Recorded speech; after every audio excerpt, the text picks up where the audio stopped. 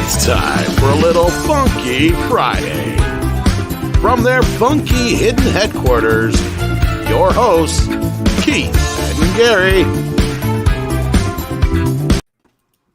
Hey guys, welcome to another episode of Pop Culture Minefield.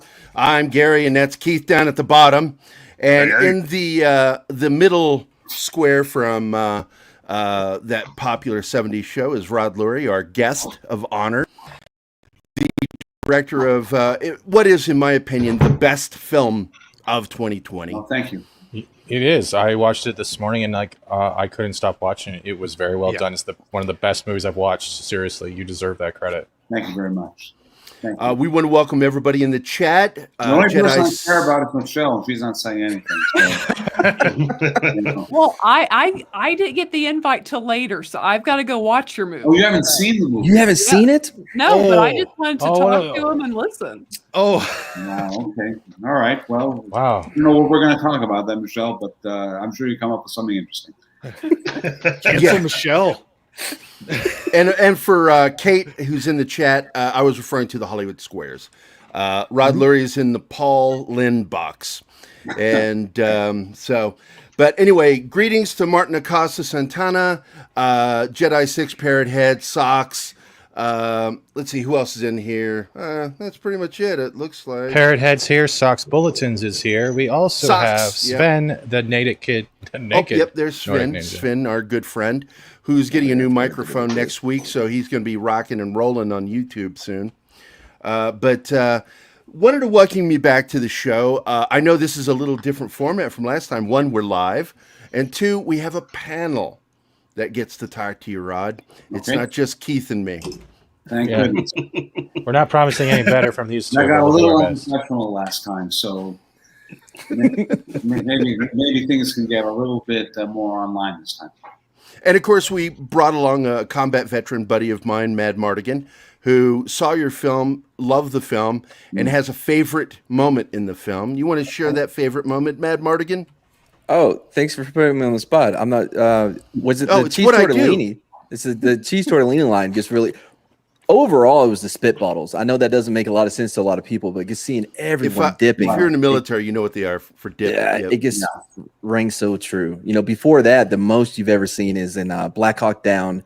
Josh Hartnett's taps his can of Copenhagen, and other than that, that's pretty much all the use of Copenhagen. But I love that you were true to the smoking and the dipping, because that is what it was like. Yeah, and we're scared we get some shit for that, because people don't like seeing smoking in movies, and because we're setting bad examples. But that's not the point of this film. It's the point of this film is to be authentic, and we just had the most unbelievable crew on our movie. My experts were military people. I hired a shit ton of Afghanistan and Iraq War veterans, including people that were at this outpost, combat outpost, and people that were in that battle. And they helped. They brought their own shit with them. Their own spit bottles, their own piss bottles. We really tried to be authentic. So thank you for that. Yeah, no, and it comes across because I don't want to go on a tangent, but the Hurt Locker bothers me to such a degree. I can't get 10 minutes through that. And the last time I tried to watch it was a few months ago. I gave up 10 minutes, and I'm like, who was the advisor to this? And I looked it up, and he had to actually respond because everybody was saying this is not what we do whatsoever. And he was like, his thing was that, well, they couldn't keep it accurate because they had a story to tell, so they sacrificed it being anywhere near realistic or familiar, just so that they can tell the story they wanted to. Well, I think it's a piece of cinema. The Hurt Locker is really masterful, and I really cannot speak to the authenticity of it. But what I can tell you is I thought Kathy Bigelow is a great director and fantastic acting, and I have nothing negative to say about that movie at all. But what I will say is that for the Outpost, we always have fights with the studio about authenticity, and that's not just Millennium. That's any studio that you go to, because authenticity often gets in the way of schedule and gets in the way of budget. I know I have to have this, I have to have that, where we can settle for this or we can settle for that, and just move the process of making the movie along. But we were really fucking hardcore, including the uniforms that we wore, the weapons that we were given. When we began off the film, we were told we had easier access to a certain kind of weapon than the ones that we used in the film, and even when we went into the sound design of the movie, we were so specific that it had to be the sound of that weapon, firing. Because we could have gotten, you might have noticed if you were really listening, Matt, but most people wouldn't notice and wouldn't give a fuck.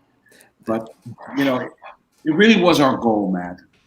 You knocked it out of the park. Like the 240 Bravo, every gun sounded just the way it's supposed to. Seemed like nobody wanted to keep their Kevlar on their head sometimes. Yeah. Well, we had, I'll tell you that, just to give them a shout out, that the two military experts that we had that were in charge of it were a guy named Jericho Denman and a guy named Ray Mendoza, who are like just brilliant at this.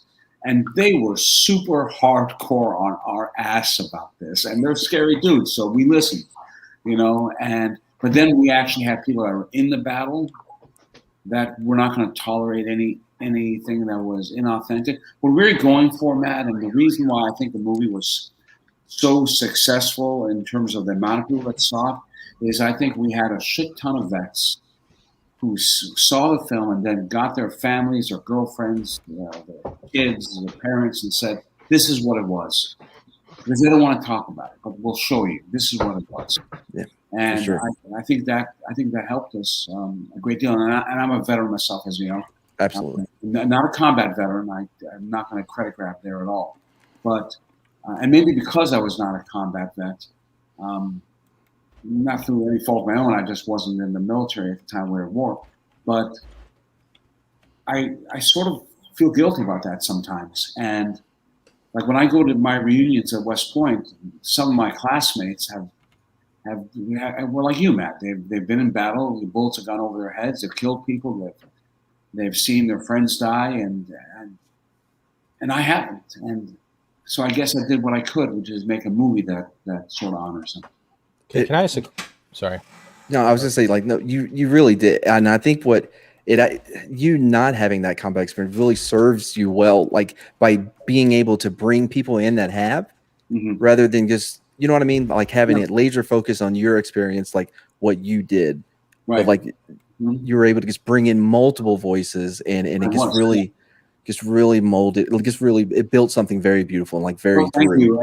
But there was something else which was kind of interesting, which is the Army, that when I was an Army officer, it's different than the Army of today, including the language that they speak, the way that they speak.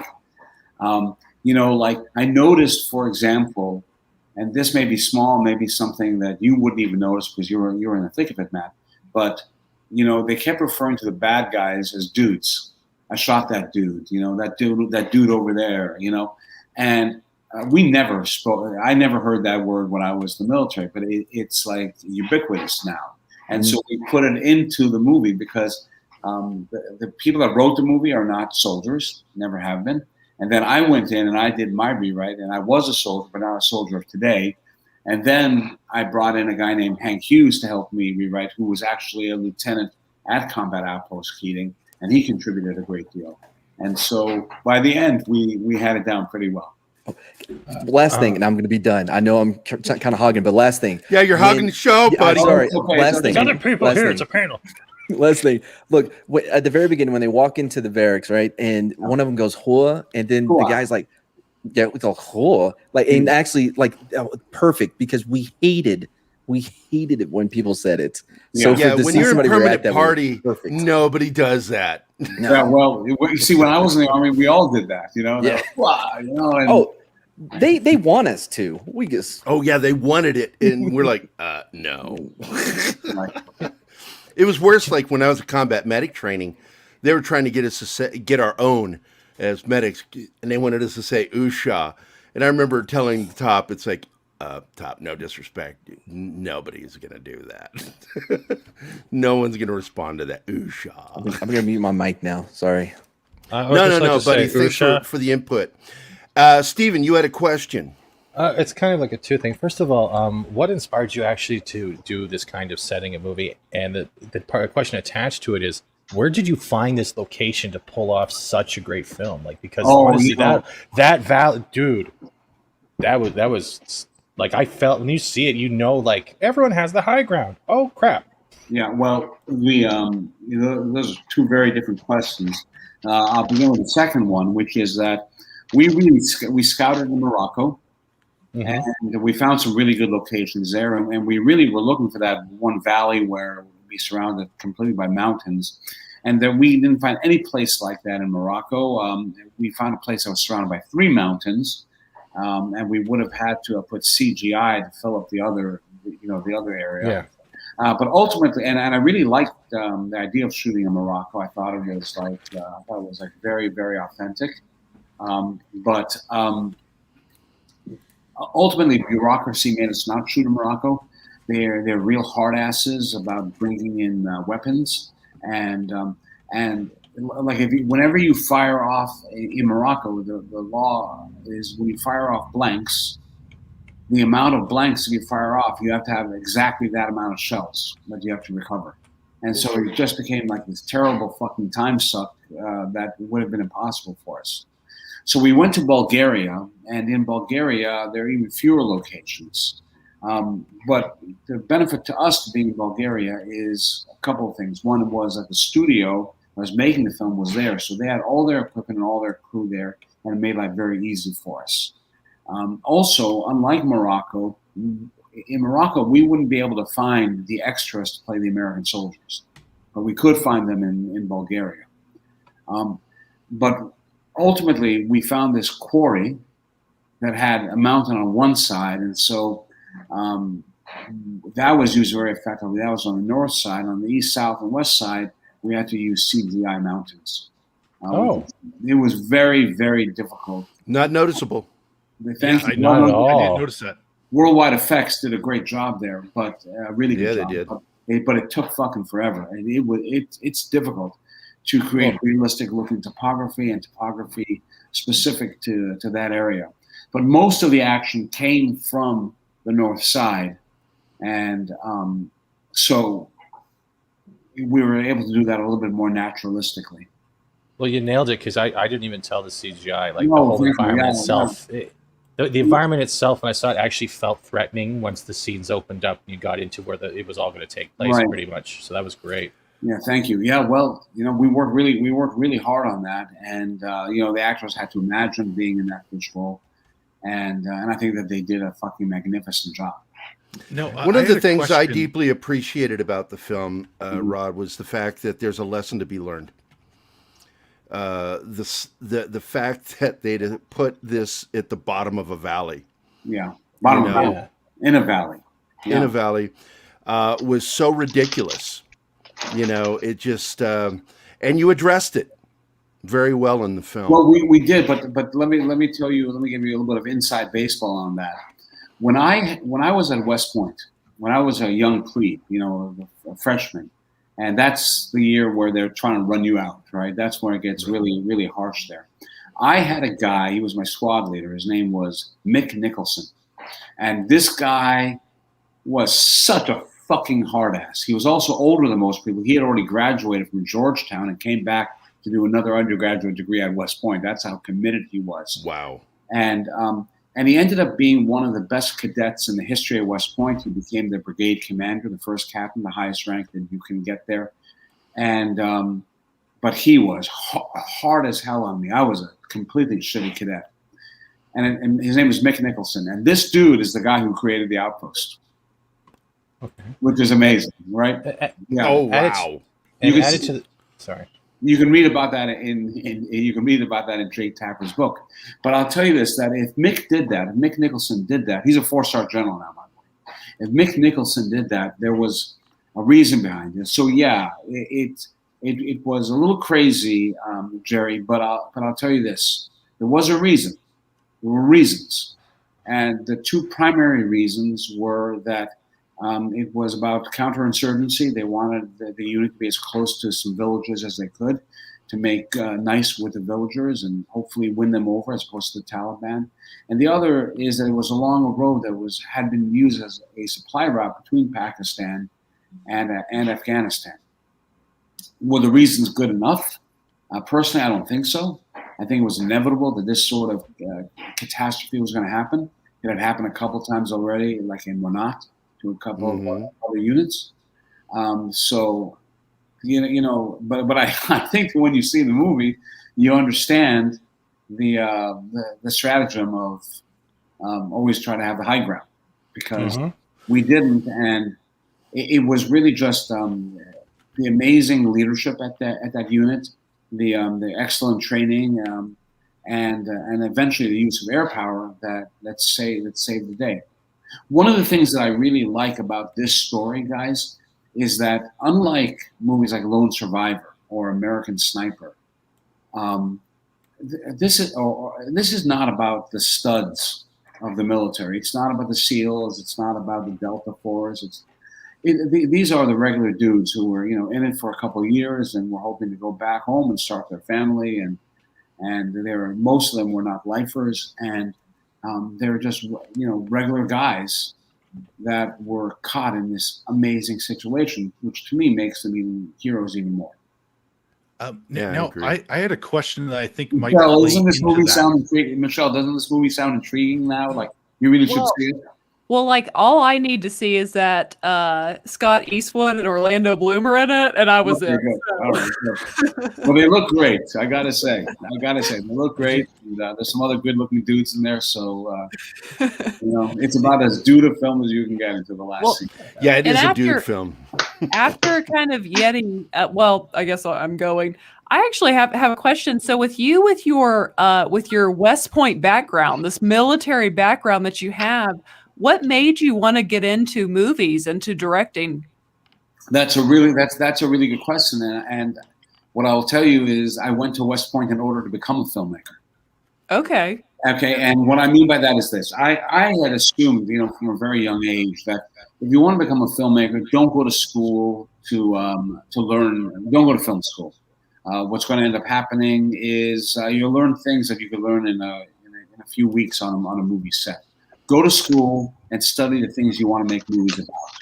And I had always been fascinated by leadership, by principle, by resilience of character. Those are the movies that always drew me in. And there's no better school for leadership or character on planet Earth, in my opinion, than West Point. And I'll tell you, it is my dream, and this may be coming together, that I want to make a movie at West Point. So beautiful, so cinematic, so amazing, and and that is my dream. And it seems to be coming together, and I'm just dead set on doing that at some point. The answer to the first question, though, I asked before the super chat. Sorry, the inspiration to the movie. Can I actually ask for the answer after Gerry addresses our question, if that's okay? Yeah, sure. You're next, Stephen, and then Yeti, because Yeti had a question and he got interrupted. Yeah, I interrupted Yeti. Yeah, and but that's fine. That's the fun part about doing a panel, and it's not a good show unless I shit on Yeti. So he hasn't done anything stupid yet. So I was told to be on my best behavior. But yes, Marcos, thank you for the $9.99 super chat. Caleb Landry Jones earned his industry nominations for 2020 in about 3 minutes with that very last scene talking to the lady officer. My God, was that visceral. Mm-hmm. A riveting movie through and through. That's a hell of a compliment, Marcos. Thanks, man. The last scene, and I know you want to get to the inspiration to do the film. I'll answer that in a second. So that last scene of the movie is something that I thought about midway through shooting the film. That's not how it ended. It always ended with Clint Romachet, Scott Eastwood's character, calling home. But I was walking around, and I remembered that last scene in the movie called Captain Phillips, where he is being interviewed by a doctor, and he goes in a full sort of breakdown, almost pre-PTSD mode, and I thought, my God, that would be something that would be really interesting to have happen at the end of the film. And and I was watching Caleb as an actor, and I just came to the conclusion he's one of the best actors in the world, and that he could pull that off. And I also, to be really frank with you, we talked about this being a dude film. And what I meant by that is not that only dudes like the film. In fact, it's higher rated by women than men, but that only men are in the film. And so I wanted to put a woman into the movie. I thought it'd be a good shock to the system to the very end, have this, have a female. Yep. Yeah. So we put it in, and I had Caleb watch the Tom Hanks scene, and then when we shot the scene, Caleb, I did 8 takes, and Caleb did it 8 different ways. Sometimes, he did it like in full tears. Sometimes he was very stoic. In one take, he went fucking off on her, and this actress didn't know what hit her, And but we ended up, I think, with a really magnificent bit of acting from him. And by the way, that is really true life. That's Ty Carter did have that meeting immediately after the battle with Dr. Katie Kopp, who was the appointed psychologist by the Army and the therapist to help get me through. The day after this, it's like 3 days after the battle that they all went through this session. It was pretty amazing. That's incredible. Right. And, you have a lot of. And to answer your question about why I even made the film, well, I'll be really honest. I'll tell you, I don't. So it goes back a while. 10 years ago, I made a remake of a Sam Peckinpah film called Straw Dogs. Mm-hmm. And it was, to me, I did a really good job with it. And I had a very specific reason for making that film, a purpose for making that film, which is not often the case when you're remaking films that are considered, revolutionary or classics of their era. But the movie had a rape in it. And my movie had a rape in it too, obviously. Kate Bosworth was raped by Alexander Skarsgård's character in the film.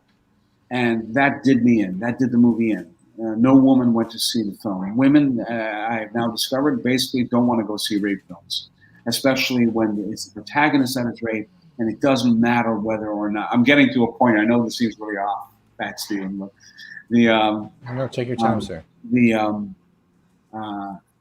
Women, they just don't want to see it. And so the movie tanked, and literally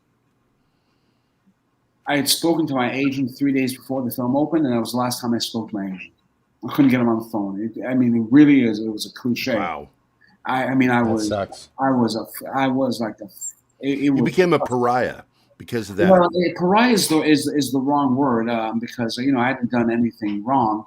It just was such a ferocious bomb, and it was well reviewed by some. Like Roger Ebert said, it was better than the original. I wrote a good review for it. Yeah, it's a good film, but no one went to see it. And so now, I'm being offered films, but I'm being offered the kind of movies that you offer a director that's on his ass, a good director on his ass. And I just wouldn't take him. And I kept saying, okay, I'm going to write. I'm going to try to create my own stuff.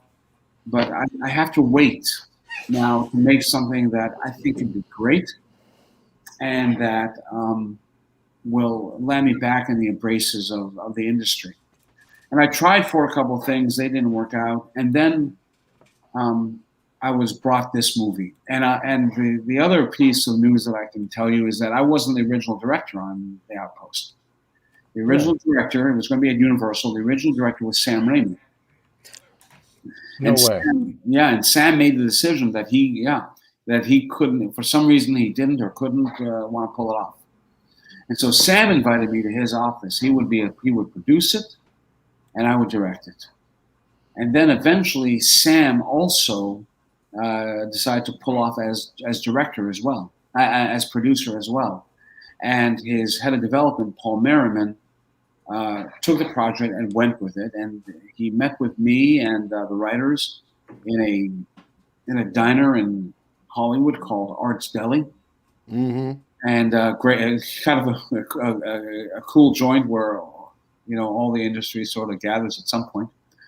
And they told me that Millennium, which is a company that made movies like the Expendables or the Rambo films, those films, like they wanted to make.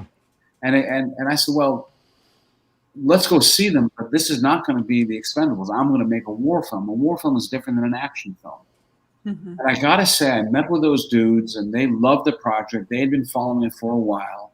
I think there had been some hesitation in bringing it there because they're an action genre place, not a war genre place.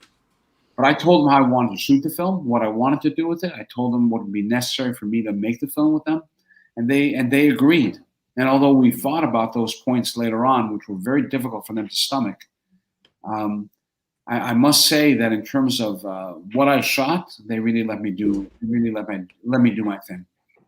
It shows like you put a lot of care into this, not only from a perspective that you might have had, but you tried to make sure you include what a soldier's perspective would have been. And like, I'm a normie. I'm not much for like the army and war films. Yeah, I do like Expendables, that type of stuff like that.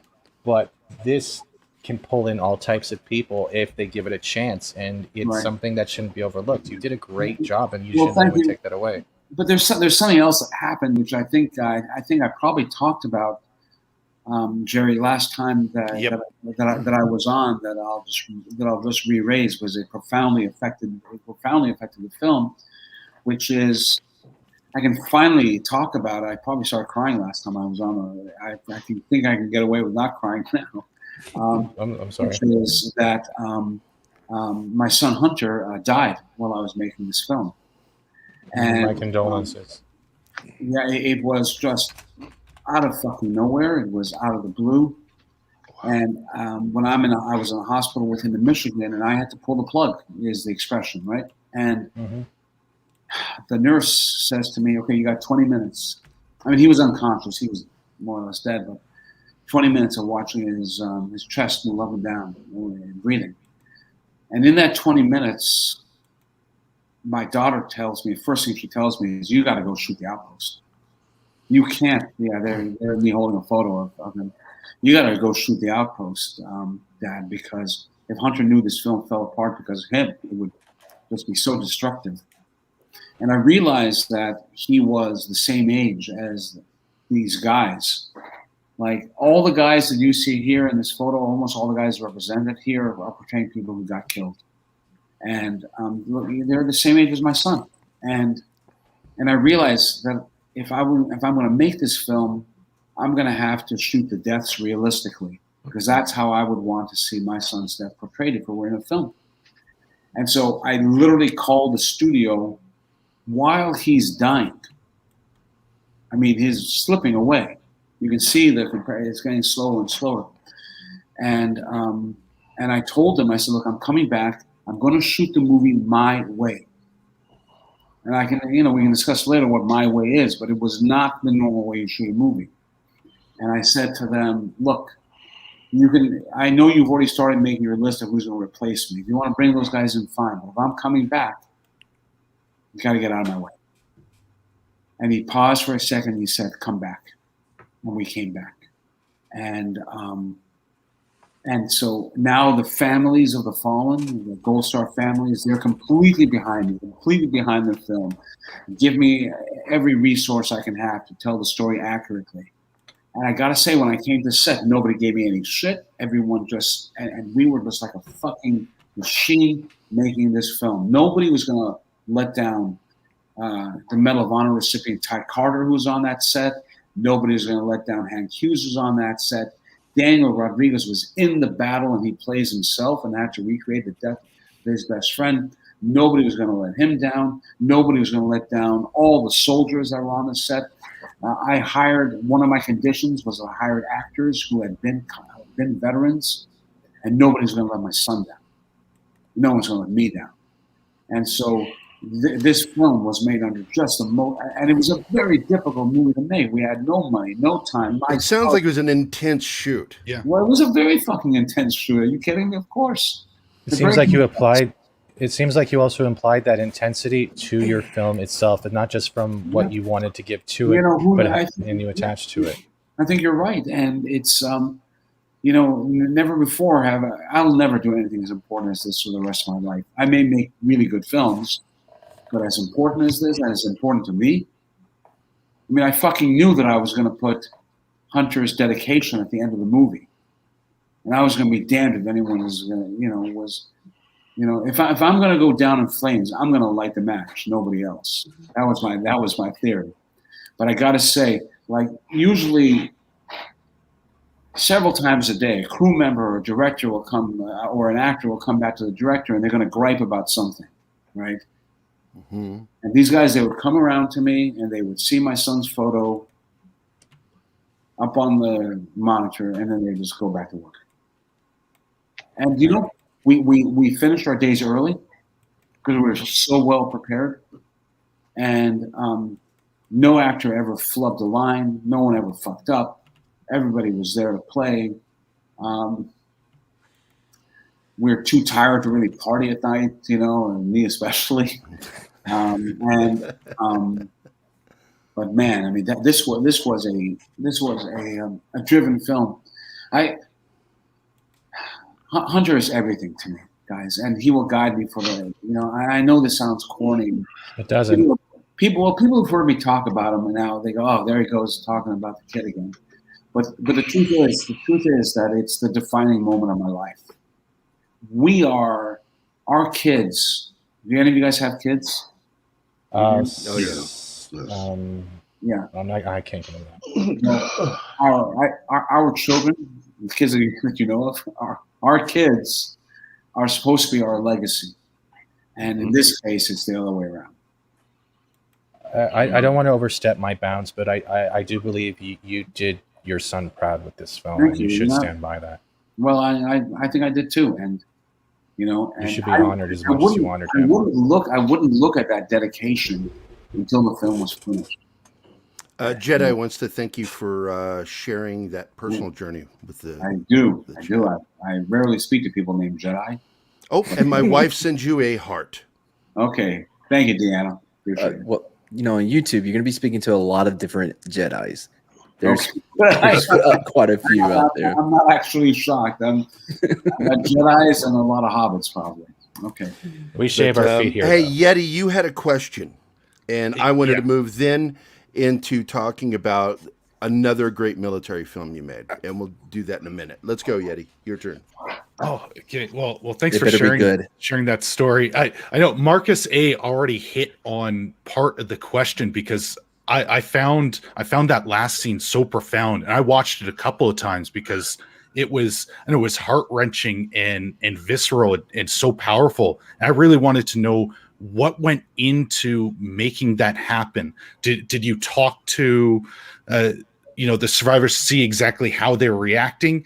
And tell me again, to what specifically? The very last scene where he's talking to the therapist. Well, I mean, I got that from Ty Carter and the therapist. Yeah, it's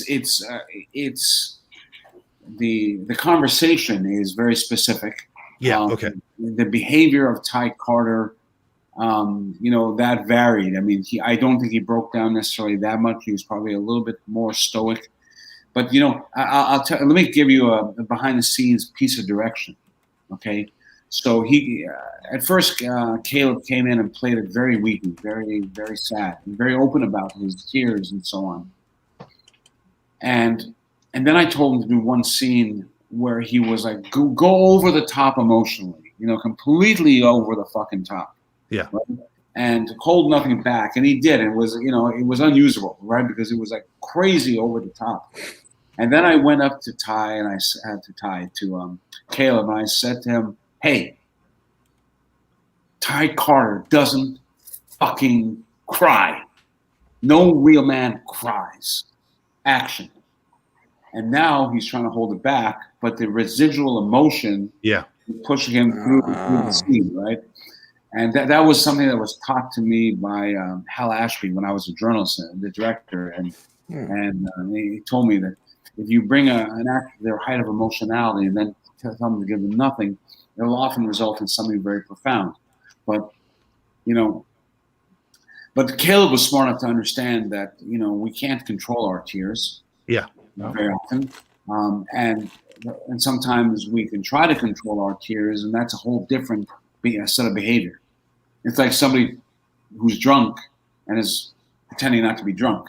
Yeah. You know, it's I was about to bring that up. That's one thing that I've heard. Yeah, like if you're acting drunk, you don't act drunk. You act like you're trying not to show people that you're drunk. Yeah, right. And that's and every actor knows that, but it's harder to pull off. I've got my favorite drunk, quote unquote, drunk performances in film history, and you know, Paul Newman in The Verdict, or Max von Sydow and Pele the Conqueror, and recently Ben Affleck in The Way Back. You know, did really good jobs with that.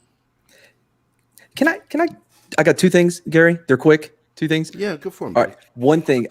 You were talking about how you depicted the actual when they were killed, and what stood out to me was like, so Lone Survivor. I can't watch that movie again because it was so almost unnecessarily visceral and just so realistic to the point to where, you know what I mean? Like, and it lingers too long on it for me. And, but for years, I think you balanced it between showing what happened, but not like, just staying with it too long before, you know, we can kind of move. That's sort of the point, is that in some cases you're shot and you're dead. And that's it. There are a few cases, and I'm telling you that we did the deepest dive we possibly could into understanding exactly what happened to those dudes. Yeah. And like I said, you know something, Matt. Maybe and Gary, maybe you guys, the vets here, will agree with this. When you speak to veterans about what they want to see, they will never tell you, "We want you to honor us or glorify us." Never. I've never once fucking heard that. What I always hear is, just tell the truth. Yeah. Yep. That's it. Tell the truth. You know, so we'll tell the truth of what happened to these guys. I'm not going to throw music on when they die. I'm not going to do it in slow motion. And I'm not going to give them a more heroic death than they had. Yeah. The only death in the film where there is some, I don't want to use the word embellishment because it's not intentionally embellishing, but the death of Vernon Martin is surmised rather than known, right? He was found dead, and we are assuming that he died a certain way, just through logic, and so we show the death that way, and so by nature it's a little bit more cinematic. But the deaths of, like the first guy that goes down, Kevin Thompson, he's in the mortar pit, and we had that choreographed by Daniel Rodriguez. And the reason why that's specific is Daniel Rodriguez plays himself. He was in the mortar pit when Kevin died. Kevin is his best friend in life. And so Daniel, very clinically and coldly, told us how he died and showed it to us. He fell this way at this exact moment. It was like cold, Yeah, I mean. And then, if I may just finish, Matt, and then, I don't want to defame him, Daniel, after it was done, went and fell apart later. He's a fucking soldier. He did a job, and then dealt with the emotional ramifications when nobody was there. That's tough because, like, so when I was in Iraq, I was injured. Our vehicle was hit by an IED. I was burned over 30%. But like that it sucked for being on fire for sure. But losing my best friend though, like he died 2 weeks later in Germany, and that was by far worse than anything that I dealt with as far as my injury. So but to imagine having to not only like describe in enough detail for you to depict it, but also to reenact my own role in it. My God. Anybody listen, they should follow Daniel Rodriguez on Twitter. Daniel has become a rap star, and he's pretty great. Really? Yeah, and before that, listen to this.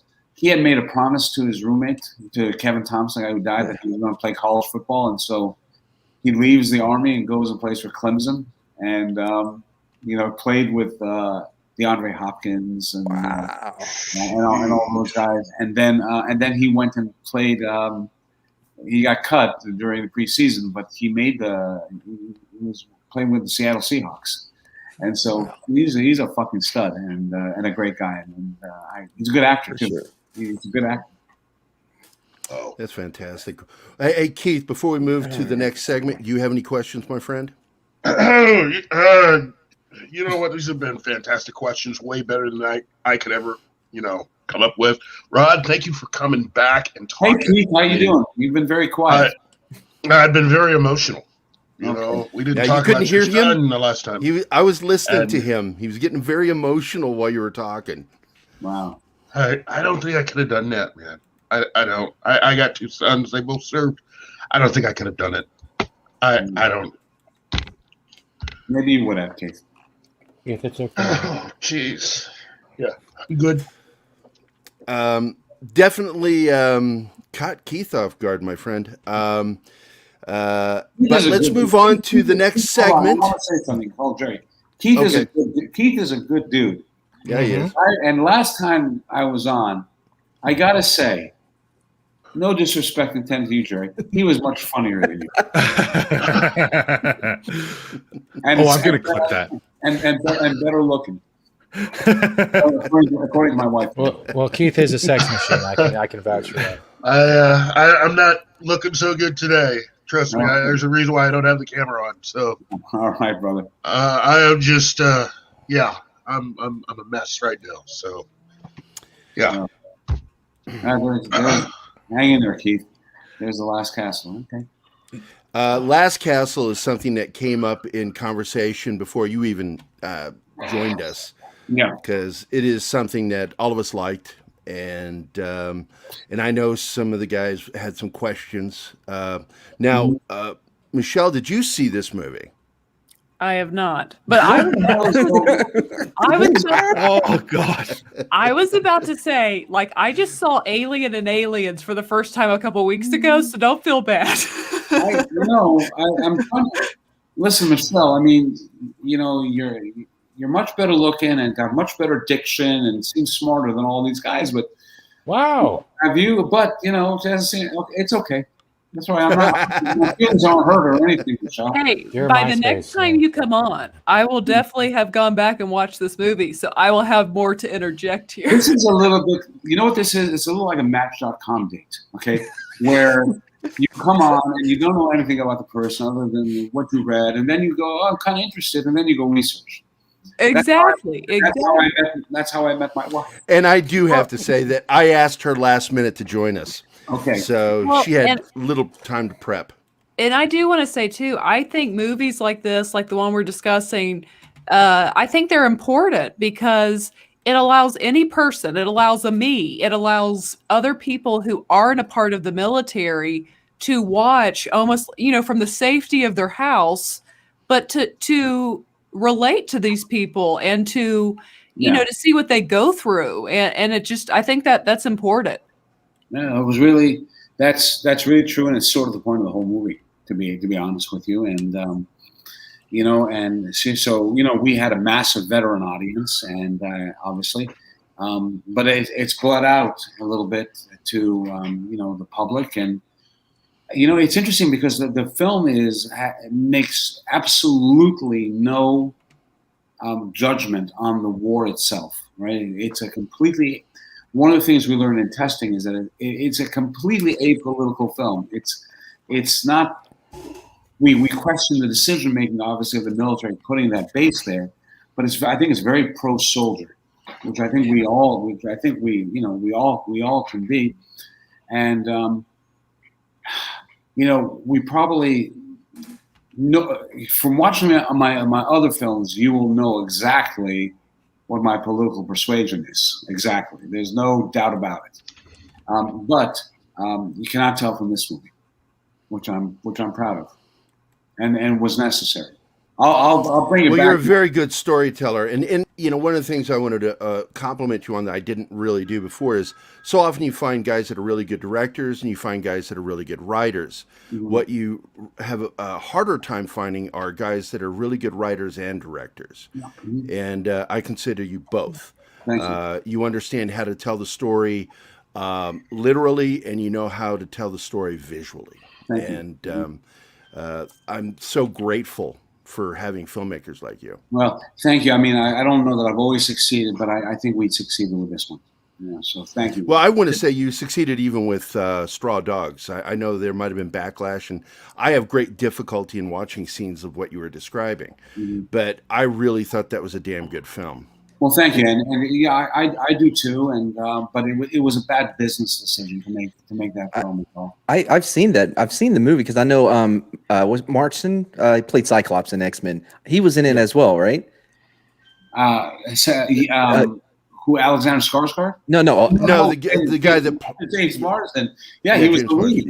Yeah. So I've seen it. I don't remember the scene at all. Like that didn't stick with me. But I barely remember the movie. You must have been gone out for a sandwich or something. He loves sandwiches. No, they made a big sandwich. It was a long scene.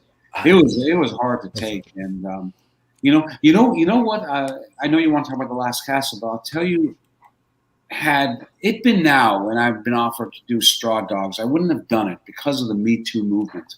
Yeah. The one thing that I did not understand when I shot that film was how triggering that is for women. I did not realize until we started hearing women speak out how many women have been sexually abused, how many women have been raped, how many women have been date raped, and how many women live in fear of that, how many women have had close calls. It's like every woman seems to have had experience close to this, and nobody wants to relive it in any way, shape, or form. Mm-hmm. And I feel like had it been now and I was doing that film, I would have sat down with my lead actor, Kate Bosworth, and said, what can I do for you? Just in case she had experienced something like that in her life. I never bothered to talk to her about it. I never have. But it's, that movie was, I'm telling you, Gerry, it's a good movie, but it was career. Yeah, it's one of those things that you'd like to go do a director's cut of it. And just further. No director's cut, no nothing. I will say, however, The Last Castle is coming out in a special Blu-ray for the first time on May 26th. Oh, really? Yeah, I'm looking forward to that. And let's move into it. We'll segue into it, Rod. I really appreciated that film because it was something I'd never thought about. Because even when I was in the Army, if somebody ended up at Fort Leavenworth or anything like that, I just didn't give two shits about them. But you showed a light on maybe you should give a shit about these guys. Yeah. Mm-hmm.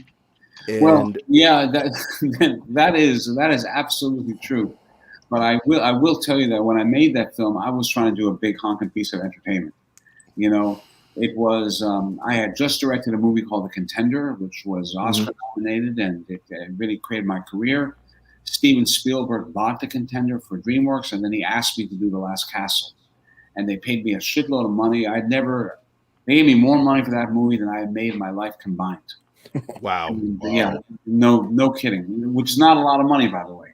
I was a military guy and then a journalist, so not a lot of money. And I, it starred my hero, Robert Redford. All the President's Men is my favorite film. Sundance is a film festival as an actor genius. And so I had Redford, and Gandolfini was just exploding on the scene. Mark Ruffalo was the new big thing, and I was so excited to make that film. I shot it in Tennessee, had a great time in Nashville shooting it, and really love that state. I wouldn't live there, but love shooting there. I love shooting in Memphis, by the way, as well. And my son was a Titans fan, so anyway, but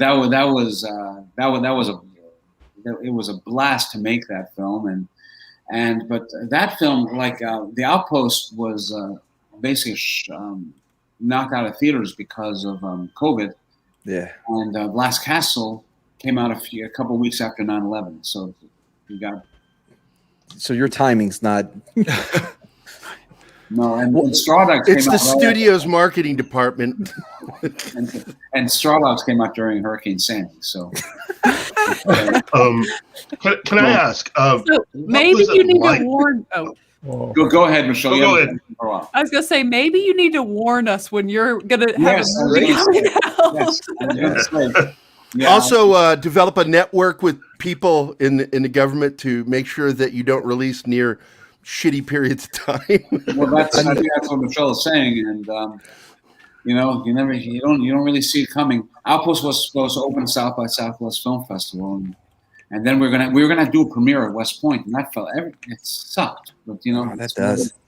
I was surprised at how like the rating on it on Rotten Tomatoes. I looked up expecting it to, you know what I mean? Because most of the time when it comes to military movies, they tend not to have as high rating. But I was shocked to see like, oh wow, everyone actually gets it. Like not everyone, but like it's the highest rated on Rotten Tomatoes, at least I believe it's the highest rated war film in the century. It should be. And it's absolutely, and I'm not saying this because you're on here. I say this all the fucking time. It is the best film of 2020. And I don't expect you to say anything here, but that it didn't get a nomination fucking pissed a lot of us off. Yeah. Hell yeah. I can actually speak to that a little bit. All right. I don't mind speaking to that a little bit because, I used to be an Oscar expert and when I was a journalist, and I love the Oscars, and that would have been really, really great. And, but, first of all, I can't really argue with the films that did get nominated. I think some of them are just absolutely superb films, and in every category where we could have been nominated, I have very little objection to the films that were nominated, the people that were nominated. But the truth is that we were every day I get something from Netflix or Amazon for their films here. I mean, like the amount of money that's being put into these campaigns is huge. And we just didn't have the awareness that these other films have. Plus, I honestly, God, I don't want to get in trouble for saying this. Close your ears, everyone. Yeah, but I think that when you look at our poster, which is three dudes in uniform looking at you, basically, and when you hear the name of the movie, and when you hear it's a military film, you make the incorrect, underline incorrect, exclamation point after incorrect, circle incorrect, the incorrect assumption that it's a MAGA film, that it's a red state film. That's the last thing it is. It isn't at all. And, and Hollywood just doesn't gravitate to that. People who see the film tend to really, go for it. That Rotten Tomatoes rank that you see are not from conservative film critics. Most film critics are liberals, and so all of them took it for what it was. So I'm not making excuses why we didn't get nominated. We didn't get nominated because people didn't see the film, because the people may have perceived it differently, and because the other nominees are really fucking good. Trial Chicago 7 is a really great film. Judas and the Black Messiah is a really terrific film. The Father is awesome performances. These are good movies. They're worthy. I don't know that I would play. We got a few awards, but anyway, that's I know. For me, your movie and Fat Man were ones that I thought needed to have some award. Both of those. Hey, no, I loved it. Fat Man is a good movie. It stars. I used to be very friendly with Mel Gibson, and Walton Goggins is a good friend of mine. So Walton Goggins is awesome. Oh, I loved it. And the cinematography. By the way, Sven wanted to state that he didn't realize that you had done the film Deterrence. That was my very first film. Yeah, it's a tiny little movie. Yeah, it's a good movie. Yeah, because I had asked you an obscure question from it, and you were like, "Oh, that's a really good question." I'm like, "What national disaster happened when you released that one?" Actually, I was having a lot of good luck in the beginning. Deterrence, a very small film. It came out just a few months before the Contender, and the Contender was the thing that surprised everybody because it did really well, out of nowhere. And tiny little political film. If you watch that film, you'll understand my politics very clearly, I think. Have you chosen your next project yet? Yes, I have. I have. I'm a little bit cautious to discuss it only because the deals are not all done yet. Okay. But it's a sports film. I've got 2 sports films coming up. You've piqued my interest. I would love to see what you're going to do with a sports film, because it's going to be I will tell you it's without jinxing it. I won't tell you the names of the actors, actual actors, or what it's about, and so on. But it deals with the world of college football.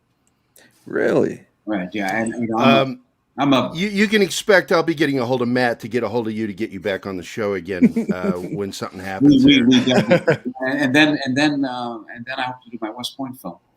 And, it's interesting because I was offered a lot of war stuff. And, obviously after the Outpost came out, and I've been very careful about what I'm choosing.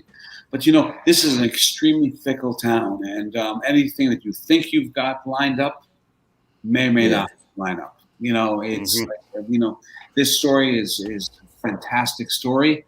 And the lead character is based in Tennessee again. And oh, Michelle lit up. Lives in a place called Franklin, Tennessee.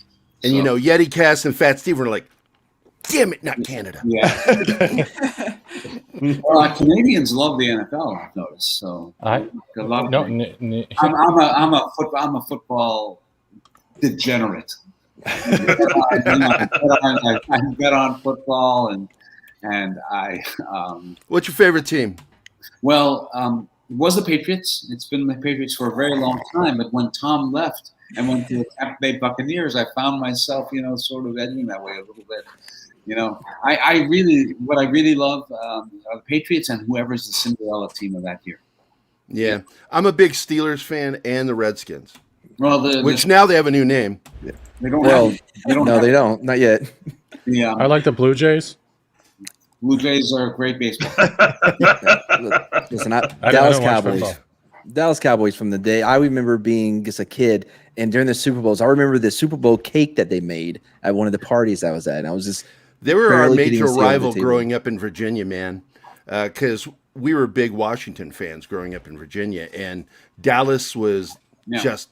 I'm looking at Michelle, and we lost her. We had her with. No, I'm good with sports. I played college. I played basketball in college. I'm here for that. Where did you play basketball? It's called Lee University. It's a D2 school in Tennessee. Well, I got to say, D2 stands for Division II, right? Yes. Okay. Ladies basketball is pretty amazing. It's we were watching some of the ladies basketball. Connecticut and Baylor and the. It's an amazing horizontal game, more than a vertical. Anyway, we're way off topic now. Yeah, and we're coming to the end of the show with you, Rod, so we don't want to waste any more sports talk. Yeah, I got a couple I do want to get back to The Last Castle because I know, Mad, I think you had a question about it, and did you get what you wanted? After in the back, he's like, oh, you're going to ask me that? I just so general. But Robert Redford seemed cool to me. Redford. Yeah, we'll do that. So, Rod, what was it like hanging out with Robert Redford? I didn't ask what it was like hanging out to be. Yeah, you did. Well, can I tell you, though, what it's like hanging out with Robert Redford? Sure. It's just the most amazing fucking thing for a young filmmaker. Because you go out to dinner with Bob, and I went out with him 2 or 3 times a week, and we talking all the President's Men and talking the Sting and Butch Cassidy and giving me the details. So I'm hearing this absolute history of these dudes. One of the reasons I signed on to The Last Castle is that they wanted Robert Redford, and they asked me to go to London to meet him. And that to me is like going to, you want to go meet God? I go, yeah, I'll go meet God. And so I went to London to meet him, and so I'm sitting with him, and he's okay. We need to discuss The Last Castle and how you see the role and the whole film. And I said, before we do that, Bob, I just want to tell you what a devoted nut I am of all the President's Men. And so we spent 2 hours talking about all the President's Men, the nooks and the crannies of it. And then we were out of time. He had to go. We hadn't talked about The Last Castle. And I said, we haven't talked about The Last Castle. And then I said, and he said, come back tomorrow. I've got 1 hour exactly. And we'll talk about The Last Castle. Rod, I have a quick question. Are we allowed to tell our friends that we hung out with you on this show today and say how cool you were? All right, cool. So if they ask us what the coolest moment about Rod Lurie was, we can say when he talked about Rob Redford. Well, I want to let me just tell you that I came back the next day to talk about The Last Castle. And the first thing I did, I said, when I went to the hotel room yesterday, I turned the TV on and the Sting was on. And he goes, "Oh, the Sting." And so now we spent an hour talking about the Sting. and then he has to go. There's a knock on the door. And I said, "Fuck, we haven't talked about The Last Castle." And I swear to God, he turned around and he smiled to me, that Robert Redford smile. And he said, "Rod, you had me at The Contender." And he walked out. Oh, that's awesome. Very good. And The Contender's a great film. Yeah, but I got to tell you, he was, in The Last Castle, he plays a general, a legendary general who comes in and rallies the men. And on the set of The Last Castle, he came in 2 weeks after we started shooting, and he was this legendary actor coming in and rallying all the actors. And it was really great. And the reason Jim Gandolfini did the movie was because of Redford. I mean, I don't know that Redford's the greatest actor of all time. He may be one of the greatest presences of all time. Definitely. And I do believe All the President's Men. I wrote the sequel to All the President's Men with Bob Woodward a couple of years ago. And so it's a movie that's deeply, deeply, deeply embedded in my life. And so that was... Well, and the film reminded me too, in many ways, it's almost like a first cousin to Brubaker, which is another favorite Redford film of mine. Mm-hmm. And I don't know how many of you guys have seen that film. It is an absolute great film, as was yours. But it really... And Cool Hand Luke, Cool Hand Luke, yeah. Mm-hmm. But, you got to work with Gandolfini, and we lost that man. And... before you go, can you share what it was like working with him? Any funny stories? Anything anecdotal? The thing about Jim is that he got very, very involved in the character, and I remember one day we haven't begun shooting. We're going over the script, and he's reading it, and he says, "So basically speaking, Rod, I'm just this big asshole." And I said, "Well, I don't know if I quite put it." No, you don't understand. I'm very good at playing big assholes. I can do it. I can find a way to find the human part of being a big asshole, and that's really what he did. I mean, he really got into the nitty gritty of it, and on that set, he was very involved in the blocking of the scenes. He sort of made me feel a little diminished sometimes because it looked like he was directing himself and the other actors. How about we block it this way? And his ideas were always, in many ways better than mine. But eventually I just sort of welcomed it and just took everything that I could. He also began to learn how to play chess on the set. And he ended up being just this really magnificent chess player. And, he was unbelievably generous. You never took out your wallet when you were with James Gandolfini. And you walk into a restaurant like in the Palm Steakhouse, and let's just say there are a lot of Soprano fans, and he comes in, and it's really like as if Brando had walked into restaurants back in the day.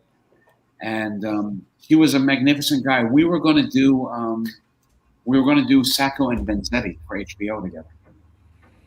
Wow. And so. It's really, nobody knows that. It was really a bummer that, really sad. He was just a volcano of an actor. And yeah, he was. It was my honor to have worked with him. Well, it was a great honor having you on the show, Rod, and we're going to go ahead and wrap this up right now, but I hope you'll stick around for just a minute after the closing titles.